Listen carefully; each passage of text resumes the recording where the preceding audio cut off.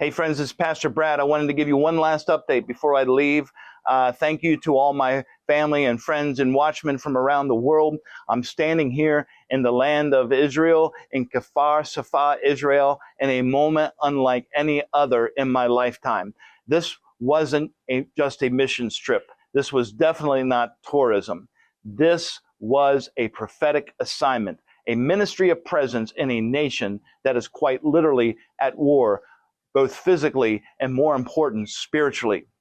I came here not to sightsee, but to stand with Israel, to minister to the IDF, and to hear and carry the stories of survivors who experienced the horrors of October 7th. All of it right here at the epicenter of unfolding Bible prophecy right before our eyes. This is a time to be awake, this is a time to be aware, and this is a time to be awaiting. And as we spent time ministering to the IDF over the past several days, Olivier and I and the team from Rock Harbor Church had the profound privilege of ministering to the soldiers of Israel. We stood with them on the front lines. We stood with them with the tank battalion that was preparing to enter to Gaza, and enjoyed time with them, training and listening to their stories. We spoke with Messianic IDF soldiers at Baptist Village, preparing to redeploy, and praying with them and talking with them. We met with units stationed near the northern border of Syria, and we met with units that were on the southern side near Gaza, while rocket fire thundered in the background. These men and women are seeing evil with their own eyes. And I want to be clear about this. I need you to understand something. This is not a war between Israel and Gaza. This is a war between Israel and demonic evil. Evil that hides behind civilians, evil that mutilates bodies and slaughters the innocents in the name of terror. Not only to the Jews here in Israel, but anybody that is in this land. And we are told again and again by these soldiers, this is not about land, this is not about politics, it is about a deep hatred, a demonic hatred that would burn the entire world just so they could see Israel be destroyed. And yet despite that demonic presence, and despite the danger and the sirens and the shelling, the resilience of the Israeli people is supernatural. I told one soldier that I was talking with, hey, I'm just a pastor from the United States, and I wanted to let you know that you have a lot of people in the U.S. that are praying for you, that are standing with you, that care about what's happening in Israel. And you know what? His eyes started to fill with tears, and he says, you don't know how much that means to us. Thank you, thank you, thank you. This is such a blessing. We don't hear that enough. Another place that I had just honor, I can't use the word honor, but just a place that I was gripped with was to go to the site of the Nova Music Festival, where 620 young people in the brilliance of their life were shot down in cold blood. And we walked through the remains of a kibbutzim where you could still see the bullet holes in the trees and the homes, and where entire families were executed.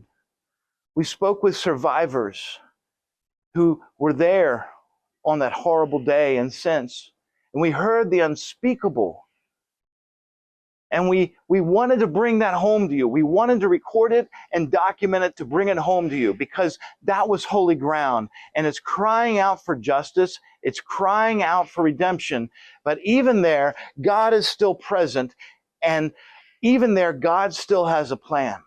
Isaiah 61 says that he gives beauty for ashes, joy for mourning. And I believe that healing is going to come, not just through therapy or policy, but when the return of Yeshua, the Messiah, he will come and wipe away every tear and judge every injustice. But friends, I want you to understand something.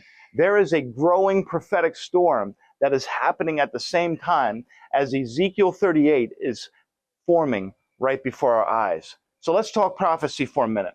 What's happening in Israel isn't isolated. What's happening in Israel is not separated just because we have an ocean between us. It's connected to a global shaking, and we are watching the stage being set for Ezekiel 38 739. Iran, ancient Persia, is openly calling for Israel's annihilation. You know what? Russia is aligning with Islamic nation. Turkey is posturing like never before. And America, well, America is really, we're setting the hooks for Russia to come down, just like Ezekiel said would happen. And this is exactly what we're witnessing. Ezekiel prophesied that a coalition from the north would descend upon Israel in the latter days.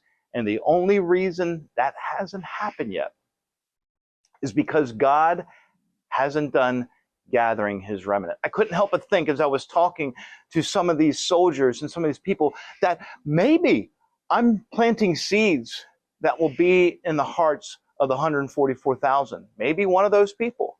So friends, I have a final word for you, and I want you to listen to me.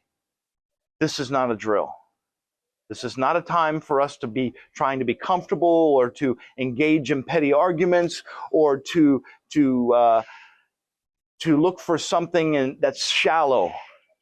This is a time to watch and pray and to intercede for Israel and to boldly proclaim the truth that Jesus is coming soon. So whether we are sending a team to Guinea-Bissau, Africa, or teaching children, or sharing the gospel right here in our own neighborhoods, or worshiping in Crossway, or standing in Jerusalem where rockets are being fired upon us, our mission is the same, and it is to preach the gospel. We are to stand with Israel, and we are to prepare for the return of the bridegroom as his bride. Your prayers, your generosity, your hunger for the truth matter. It's important not only to me, but to the soldiers that are here in Israel and people that are here in Israel. And from the Negev desert to the Garden of Gethsemane, to the Western Wall, to the Gazan gates, and right there in Jerusalem, I've seen with my own eyes that the King is coming. The prophetic time clock is ticking, and our job is not done yet. But it is time to be awake. It's time to stay grounded in the truth. It's time to be ready, because the return of the King is closer than you think. God bless. We'll see you soon.